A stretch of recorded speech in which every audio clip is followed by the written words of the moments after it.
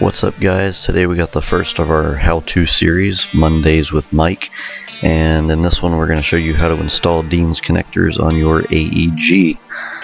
Some of the materials you're going to need are going to be 2 female Dean's connectors, 1 male Dean's connector, a soldering iron, flux, and some solder. Total cost for this project is going to run you about $25 to $30 unless you already have a soldering iron, which is then going to bring you down to about $5 to $8. Alright, so the first step you're going to want to do is you're going to want to cut off the connectors on the wires to your battery or your gun, your charger, whichever one you want to start with first. And after that, you're going to want to take some wire strippers and you're going to want to strip off the end of the wire, probably about maybe an 1/8 to 1/4 of an inch off of there. And once you've got that off, you're going to want to go ahead and take your wires, make sure they're not fraying, so you're going to want to twist it up a little bit, keep all your wires together, just to make sure there's not a mess when you're putting the wire onto the connector.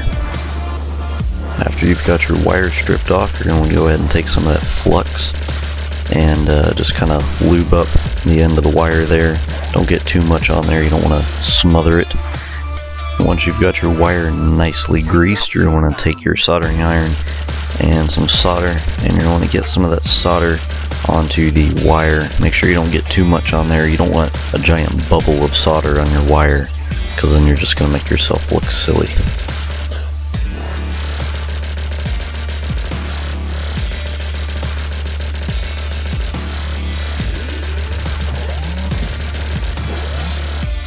Once you've got that all done, you're going to want to go ahead and take your connector and do the same thing to it, but when you do it, make sure you have the female connector for the battery, because if you have the male connector on a battery, you're going to have some serious problems.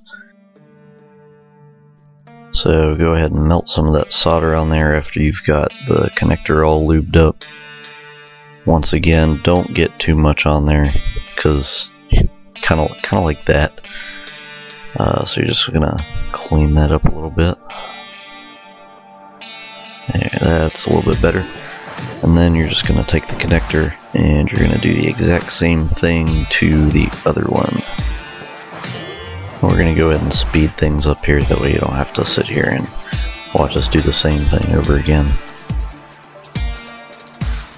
And once you've got the other connector done, just do the same thing, clean it up a little bit just to make it look a little bit nicer. After you've got everything all cleaned up, you're going to take your wire from the battery that you did earlier. You're going to put some more flux on that, and then you're just going to rub it together on the connector. Get the connector lubed up too. And then you're going to take your soldering iron and you're going to melt the solder and melt the wire and the connector together. Let it sit there so that way it cools down. And when you do this, make sure you don't do what we did and forget to put the shrink wrap on, because then it's just going to be a pain, because you got to take it off and then you got to do it again. Or you just use electrical tape if you really don't feel like going back and fixing things.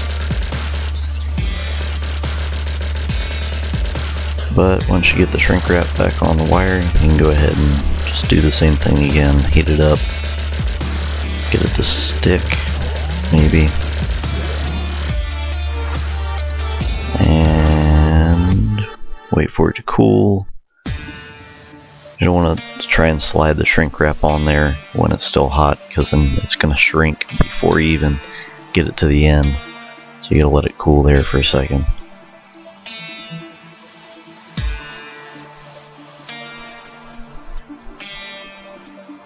And finally, once it's cold enough, slide your shrink wrap on there.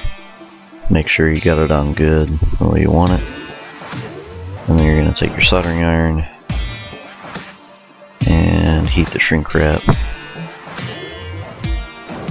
Get it nice and tight.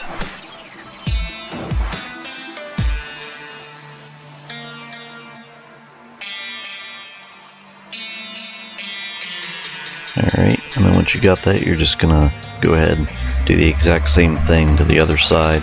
We're going to go ahead and speed this up again, because it's going to be kind of boring sitting here watching us do the same thing. And don't do that. don't get the shrink wrap on there when it's still hot. So you gotta go use electrical tape. But then you're just going to want to make sure you do all the exact same steps to the battery, the gun, and the charger. And then after you've done all that, go ahead and connect them and make sure they work. Now the first couple times you try to put it in, it'll probably be pretty tough, but you just plug it in, unplug it a couple times, it'll start to get loose. It'll become a lot easier to take apart. Thanks for watching, guys. Be sure to comment, rate, and subscribe. Keep up to date with more of these Mondays with Mike videos where we show more how-tos on how to do different things with your airsoft guns.